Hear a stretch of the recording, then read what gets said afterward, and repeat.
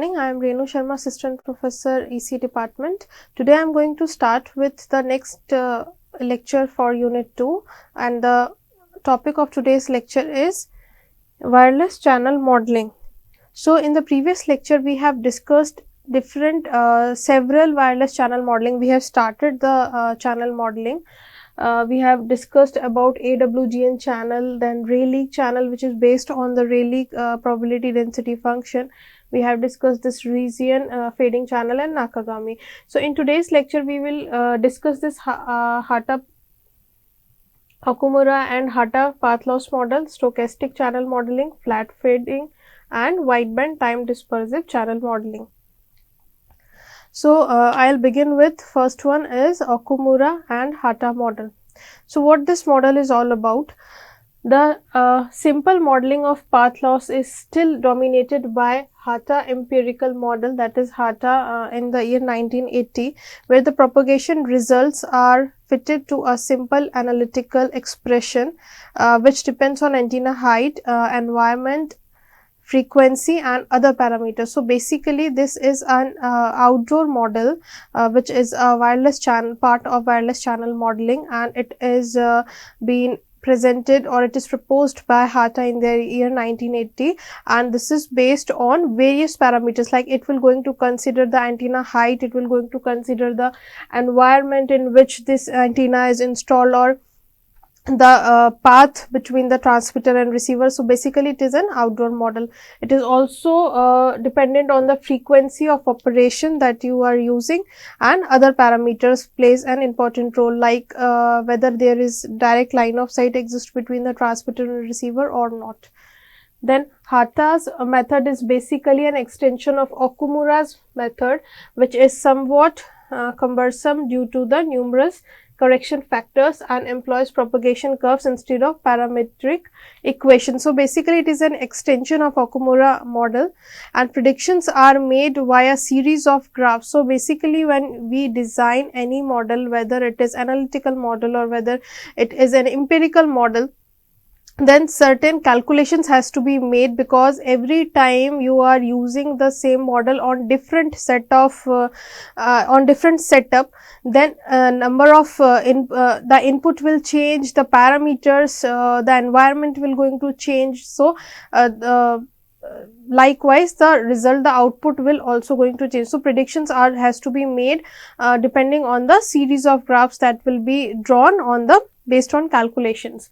So, that thoroughness of work has made the model the most widely used macro cell prediction model, and is often regarded as a standard against which the researchers can benchmark new approaches.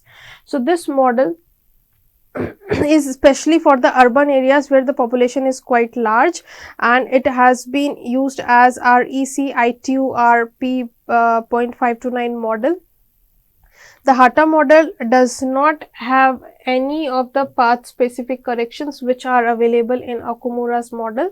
Okumura takes urban area as a reference and applies correction factors for conversion to the classification of terrain. So, depending on, it is specially designed for outdoor application for the urban areas where the population is quite large, and it can be converted to other terrain also. So, this model involved dividing the prediction area into series of clutter and terrain categories such as open area. So, three areas it will going to consider. First one is open area, second is suburban area, and third one is the urban area.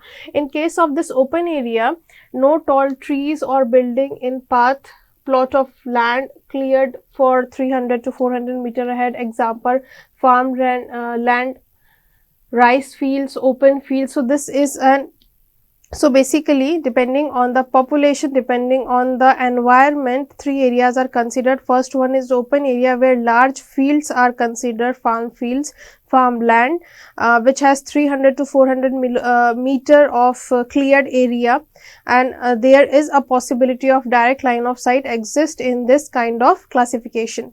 Now, second one is the suburban area, where the village or highway scattered by trees and houses, some obstacles near the receiving antenna is there, but not very congested area. So, this is an congested area, or more populated as compared to open area, but less populated as compared to the urban areas.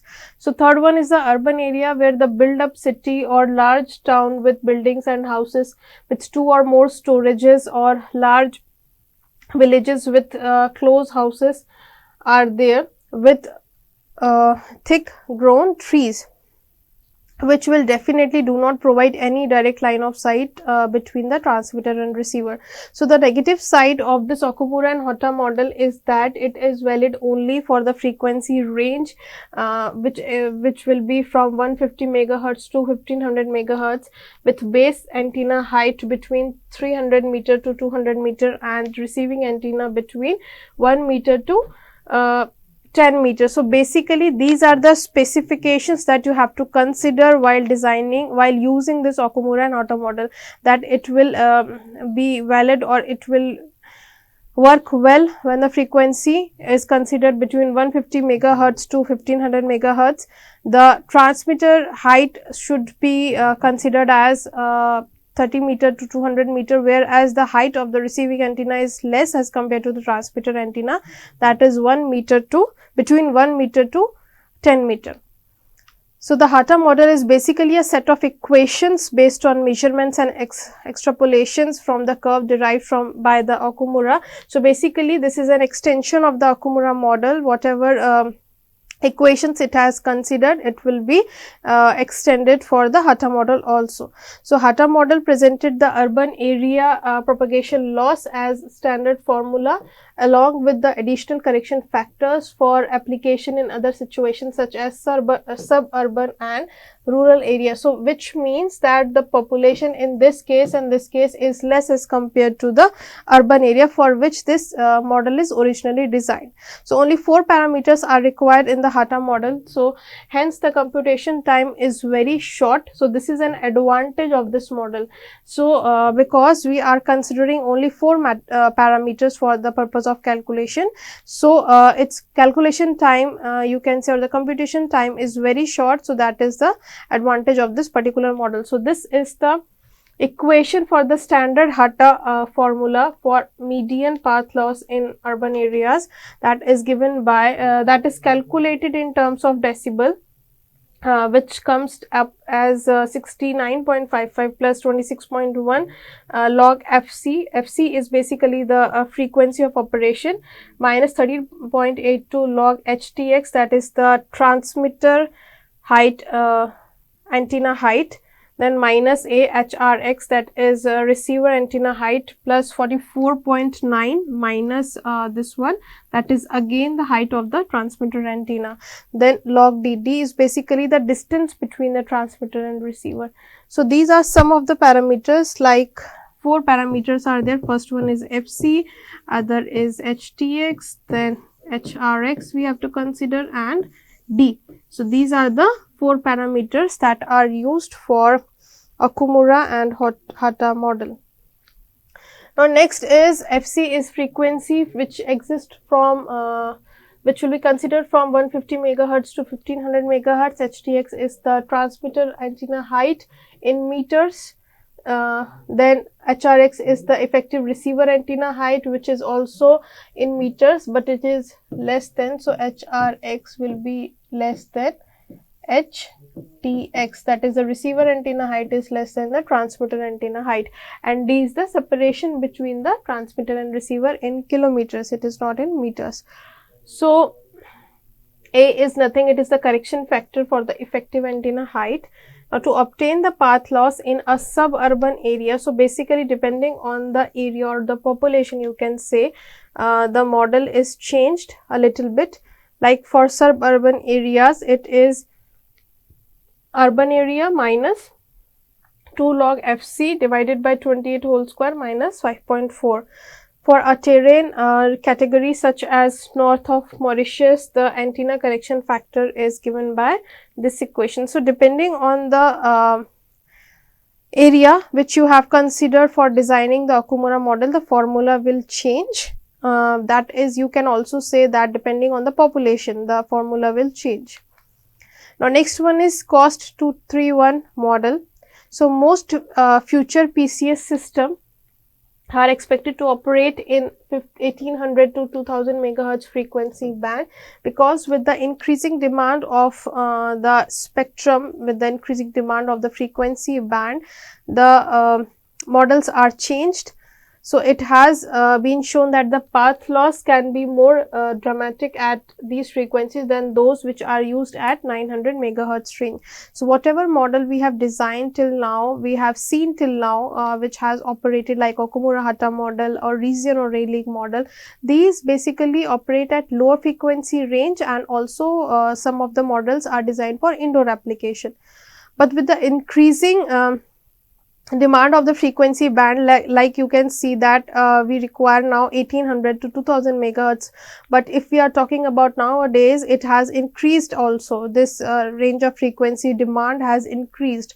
So some of the studies have suggested that the path loss experienced at 1845 megahertz is approximately 10 decibel larger than the experienced at 955 megahertz. So all those parameters are kept constant.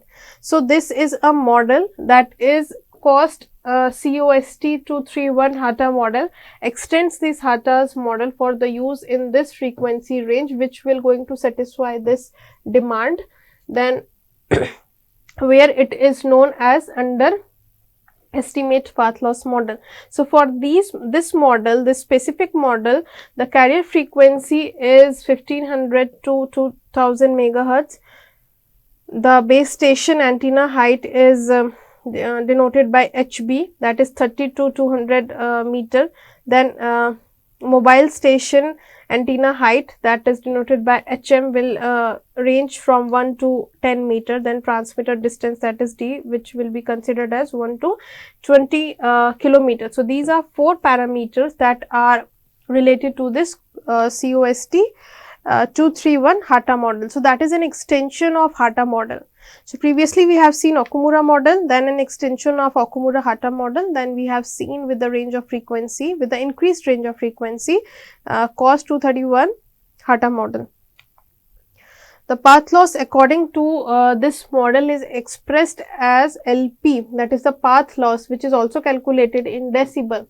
So whatever path you are calculating, it is expressed in decibel only. Its formula is A plus B log to the base 10 D plus C. So C, A and B, these are the constants which are calculated from this formula, which is written over here. So C can be considered as 0 for medium city or suburban areas and 3 for metropolitan cities. So basically, depending on the population, in case of medium city and suburban areas, the population is less, so C will be considered as 0, and in case of metropolitan areas, the population is increased, so C will be considered as 3. So these are the parameters ABC you have to calculate to compute this formula for COST 231 Hata model. Now next model is the flat fading channel modeling. Before we will begin with flat fading model, we will see what is fading. I have already told, whenever we are considering wireless communication, especially there is no direct line of sight exist between the transmitter and receiver, especially in urban areas. So depending on the number of obstacles which exist between the transmitter and receiver, like trees are there, the buildings are there, then the signal which you are transmitting will going to degrade its quality depending on the reflection, diffraction, scattering and other parameters which will going to reduce the strength of the signal. So that is known as fading, and that causes especially due to the multipath propagation, because since there is no let me take an example. Let's say this is a transmitter, this is a receiver, this is a building, then this is an antenna and this is a tree. So there you can see I have taken 3 obstacles between the transmitter and receiver. So let's say this signal will going to hit this tree, then the strength will be reduced, then it will going to intersect this and then it will be received. So that is a multipath propagation. Another possibility is there, third possibility is there, fourth possibility is there. So likewise there is no direct line of sight is there. So, whatever signal is received at the receiver side, it will be received after passing through 2-3 obstacles. So, that is the multipath propagation and that causes fading. So, keeping this situation into mind, a flat fading channel model is designed. So, the time variation of the received signal power due to the change in transmission medium or path is known as fading.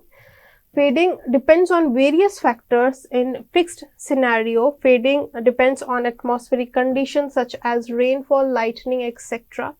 In mobile scenario, fading depends on the obstacles over the path which are varying with respect to time. So, every time it is not possible, like I have taken these 3 examples, these 3 obstacles are fixed. Tree is fixed, building is fixed, and the antenna that you have installed is also fixed.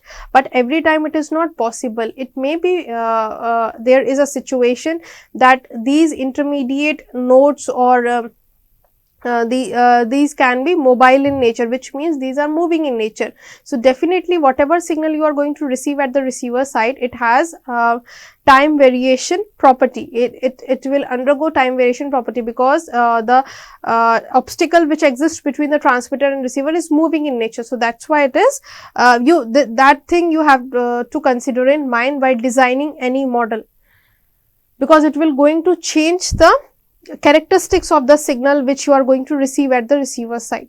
So, based on the multipath delay spread, there are 2 types of small scale fading, that is flat fading and frequency selective fading. So, these multipath fading types depend on propagation environment. So, first we will see what is flat fading before designing the channel model. So, flat fading is the wireless channel is said to be a flat fading if it has constant gain and linear phase response over a bandwidth which is greater than the bandwidth of the transmitted signal. So, basically the signal bandwidth in this case is less than the channel bandwidth, which is quite good for flat fading, because whenever this channel bandwidth is smaller as compared to the single bandwidth, then definitely there will be loss of information will be there.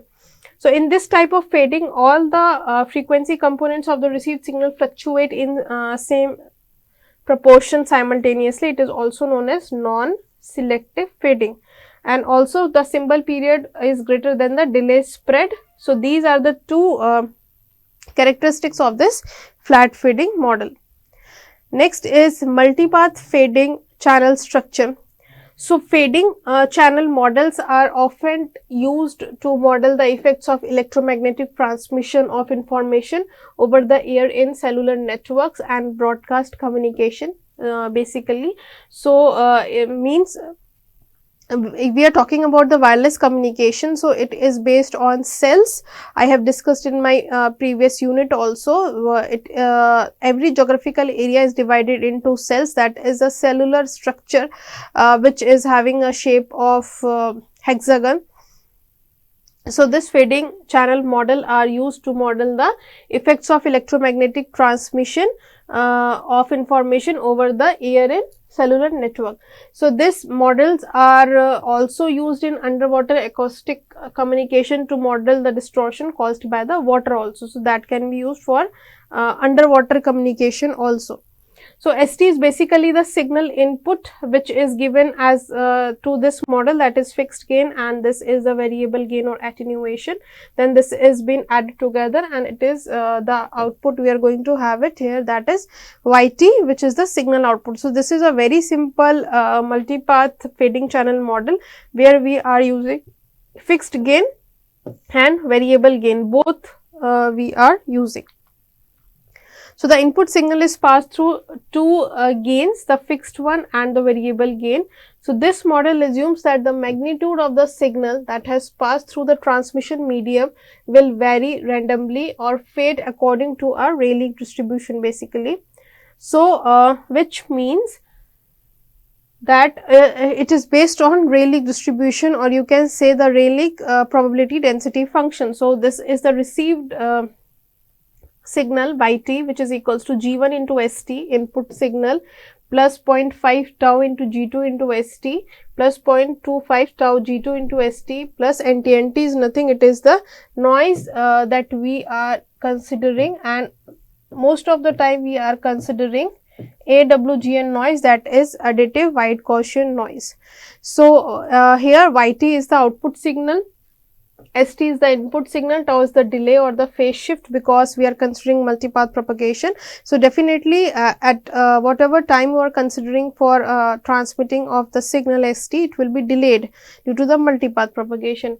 G1 is the fixed gain, G2 is variable gain, and NT is noise.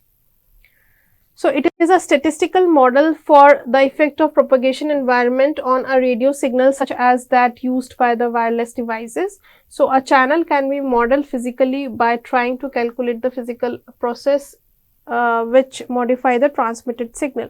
So, when we are designing any model, whether it is an empirical model or whether it is semi-empirical model or whether it is based on some calculations or some data, then we have to consider the parameters which are frequency, which is frequency of operation, that can be height of the transmitter antenna, height of the receiver antenna, then the terrain that will exist between the transmitter and receiver. So, all these things you have to keep in mind while designing any kind of model. Now, next one is Clark's model. So, that is basically based on Rayleigh fading model. It assumes isotropic scattering. So, what is isotropic? Whenever we are doing any mathematical calculation or any mathematical analysis in communication, we are using an antenna, that is a reference antenna, as isotropic antenna. So, basically let us say this is an isotropic radiator. Its radiation pattern is basically spherical in shape, which means it will going to radiate the energy equally in every direction. That will make up a sphere. Its gain will be equivalent to 1. So, it will make the whole calculation part very easy. So, that is why we are using isotropic as a radiator, isotropic as a reference antenna model, just to reduce the calculation part. Then, assuming the linear relationship between the input and output, generating Rayleigh channel model using two different Gaussian distributions. Why we are considering Gaussian distributions? Because its transformation and inverse transformation is same, that is a Gaussian function. Then, defining the TCT and TST be the Gaussian random process, then RT received signal will be given as under root of TCT square plus TST square. So, at any time this TC and TS are uncorrelated zero mean Gaussian random variables. So, due to this Doppler shift, it can be included into the channel model by passing through the filter, that is given by SF is equals to 1.5 divided by this particular equation. So, this is the Clark's model. Now, this is the diagram of the Clark's model, that is baseband Gaussian random variable. This is also baseband Gaussian random variable. Now, you can see that it is multiplied by a carrier signal which is given as cos omega ct and sin omega ct. It is added together, passed through a Doppler filter, and you are going to get the received signal. So, this is a very general model, that is Clark's model. Next one is the stochastic channel modeling. So, channel modeling is first step towards the efficient wireless system. The parameters include Doppler spread, the time constants of fading, average fade duration, level crossing rates, amplitude, probability, distribution function. So, these are some of the parameters you have to consider while designing this stochastic channel model. So, in the principal three different domains determine the radio signal transmission, like first one is the operation scenario, then transceiver characteristics that constitutes transmitter and receiver both, then dispersion phenomena of wave propagation. So, these are the three parameters that you have to consider while designing the stochastic channel modeling. So, this is a table which shows the generic scheme of all the effects which have to be considered with regard to the setup of the stochastic model. Like first one is frequency range, bandwidth, type of environment, then For multipath propagation, these are the parameters for short-term fluctuation, long-term fluctuation, and these are the transceiver characteristics that you have to consider this particular table. This is the description of the table. Then last model is the wideband time dispersive channel modeling. So, the same radio propagation environment is experienced differently depending on the system bandwidth. Like first one is the narrow band channel, second one is the wideband channel. In case of narrow band channel, it is a channel in which the bandwidth of the message does not significantly exceeds the channel's coherence bandwidth. Complex notations with amplitude, phase and envelope is considered. Then large scale fading is there, which is having the model whose name is log normal distribution. Small scale fading is based on Rayleigh and region distribution. In case of wideband channel, it is instead of one channel coefficient, we have used entire time varying channel. Channel delay is dispersion and frequency selectivity. So, these are the parameters that you have to consider for the wideband channel. So, today we have discussed these different models of the outdoor application. Thank you.